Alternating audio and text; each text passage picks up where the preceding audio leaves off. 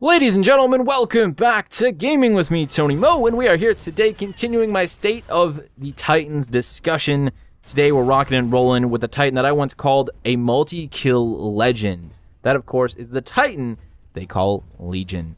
Legion, in my opinion, has been and continues to be one of the best balanced Titans in the game. Now, I know early days, some of you might have nightmares, bad memories of what Legion did to you and your team.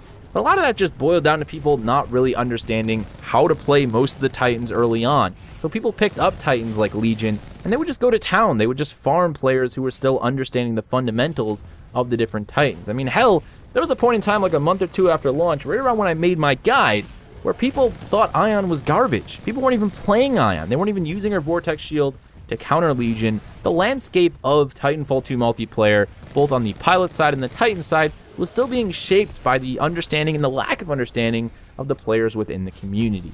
As time went on, people started to understand the other Titans a bit more. They understood that Ion was in fact a really solid choice, a really good choice if you will, and people started to understand how to play Legion, and more importantly, how to actually counter Legion. It was at that point in time that Legion sort of made his way to the back of the room. He became the guy in the bar who just kind of chills out, shoots pool. No one really talks to him because he looks scary. He's got tattoos, he wears a leather jacket. You know, people are afraid of him, but as it turns out, he's a really nice dude. And when you go out front, he's actually driving a green Vespa, a little green moped, but it's got a Gatling gun strapped to the front of it. So you don't want to mess with Legion. Even though he may seem like a nice guy and he drives a slow bike, he's still a force to be reckoned with. That's Legion today, ladies and gentlemen. That's what makes Legion such a well-balanced Titan, and in my opinion, the best example of how to actually utilize the Ogre chassis when designing a Titan for Titanfall 2 multiplayer. Scorch is like the bad example, right? There doesn't feel like there's a whole lot of payoff for the lack of speed and the lack of mobility that Scorch has. Legion is exactly the opposite. You're okay being slow as a snail. You're okay with positioning being such a big part of your core strategy for success, because you know that when you actually work towards that positioning and you put yourself in the right place at the right time and you try and read enemy movement and you put yourself in a situation where you're engaging the same enemies as your teammates to maximize your damage potential, you're going to get the most out of your DPS, and you're really going to be able to shred the enemy as you build towards that smart core and the inevitable event where you turn them all into Titan tinsel. There's that constant payoff between your lack of mobility and how much damage you can actually output when you really work on your positioning.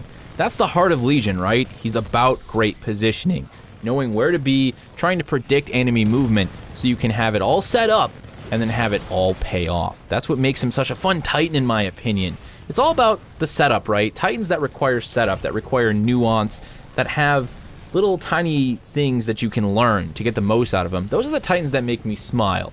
It's also, I think, a bit of empowerment when you play Legion. When things go really well and you do shred 3 or 4 targets with Smart Core while standing in the middle of your team with your gun shield up, protecting your Strider Titans from damage, that's a pretty good feeling. That's what makes Legion so grin-inducing. Now, we should talk about Legion's kit, because that's the only thing that has really seen any sort of a substantial change since launch. And of course, I'm talking about the introduction of the Hidden Compartment kit. Legion is a Titan that feels very fair to me in that there are situations that you don't want to get yourself into because you will pay for that. You know, getting soloed out by multiple Titans.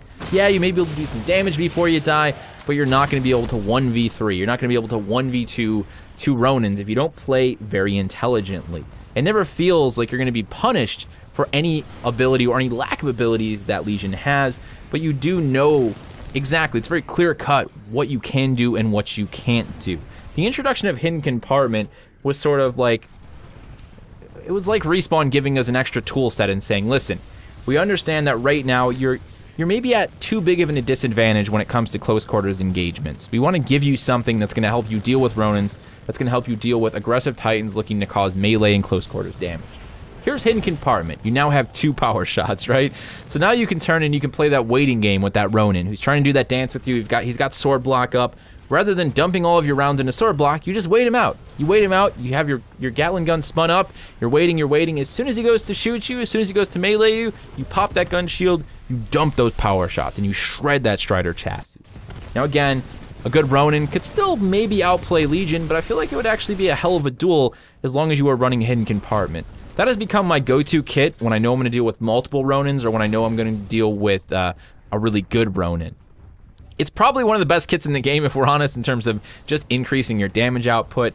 But that's the other side of Legion that I still really enjoy, is his versatility when it comes to its kits. Even though they may not all be the most effective kit, when it comes to public play, you can really swap. You can look between the different kits. I like to run the expanded ammo capacity, so I've got that extra rounds in my chamber, which just, to me, that's a lot of fun. I like to play on the front line. I like to use the gun shield to really get in the enemy's face, to help my team push them lanes, to push back those choke points, and knowing that I have that extra ammo to just keep laying into that target. Knowing that I can go ahead and actually drain the health bar of that Ronin with his sword up, because I've got the extra ammunition to really just put him in a position where he's now afraid. That's a good feeling, so that works for me. And again, you may play Legion completely differently, and again, that's what makes him so enjoyable. He has his core gameplay, you know, the area in which you need to do well, but he has those little nuances, the different ways in which you can play him, whether it's on the front line, grouped up with your team, maybe even on the back line, using your long range mode to poke the enemy, to tear down their crit spots from a concealed position. He's a really fun Titan. I think that's the best way I can put it. He feels, still today, like he's in an outstanding position. I wouldn't want to see Respawn do anything substantial to buff or to nerf him. There are some small changes that I might like them to maybe take a risk on. The biggest one for me is the gun shield. This is the one area in which I feel cheated, I guess you could say. If I have, for example, a Ronin pushing me, or any Titan, you know, looking to get in my face, I'm just going to town, I'm doing all of this damage on them, I've got my gun shield up to defend myself, and they're now in a doom state. But gun shield's still active, so I can't actually melee and get the execution. It just seems unnecessary to not be able to manually cancel out gun shield. Hell, I'd be fine canceling out gun shield, even if it meant that it went back on its full cooldown. That would be a fair trade-off to me. If I want to cancel gun shield just after I activated it, well, I've got to deal with the entire cooldown again. That's fine. I have no problem with that. And again, I'm not saying that we should be able to melee while gun shield is up. I think allowing us to cancel it, taking that loss, waiting for it to be on cooldown, and then allowing us to initiate the melee would be a nice trade-off. It's a little bit frustrating to do all of that damage to someone who is obviously playing very aggressively and, you know, not putting themselves in a good position, and then reward them by not allowing me to execute them, allowing them to continue to do damage to me with their sword, for example, at close quarters, while I stand there relatively helpless, just trying to continue to land shots on their crit spots.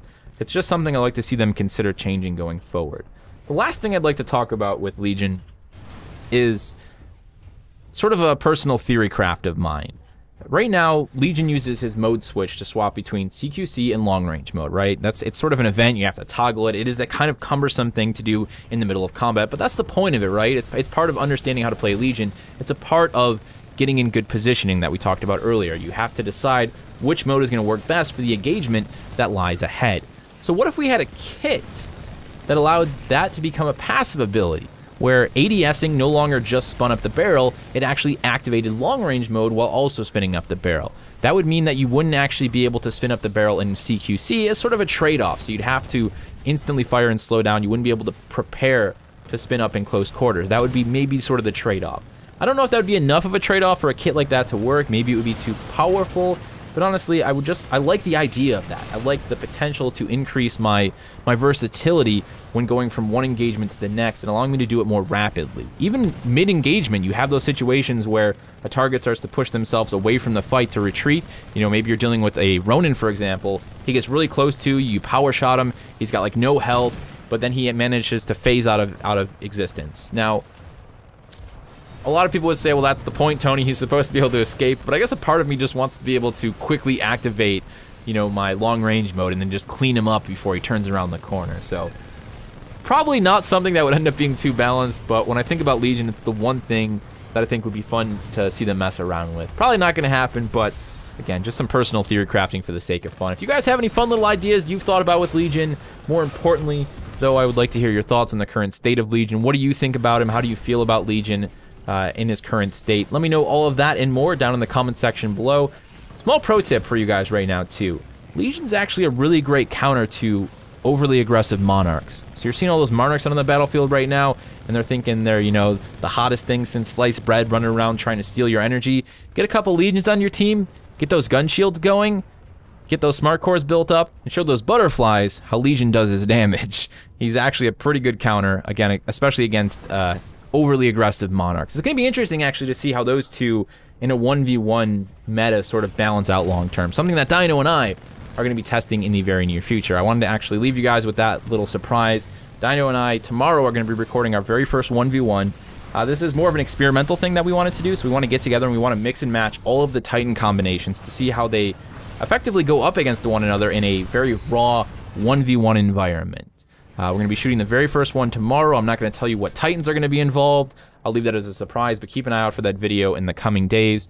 And we plan on trying to do one of those every single week before we get through all of the combinations. It's going to be a great way for not just Dino and I to learn about what these Titans are like in a 1v1 situation, but for you guys to learn about the strengths and weaknesses of different Titans when going up against other Titans in a direct, clean-cut, sterile 1v1 environment. I think that could do a lot for players as we start, seeing that information then implemented into attrition, Titan Brawl, LTS, so on and so forth. Once again, guys, feel free to leave any of your thoughts down in the comment section below. Thank you so much for watching, and as always, remember to play smart, remember to play to challenge yourself, but most importantly, remember to play for fun.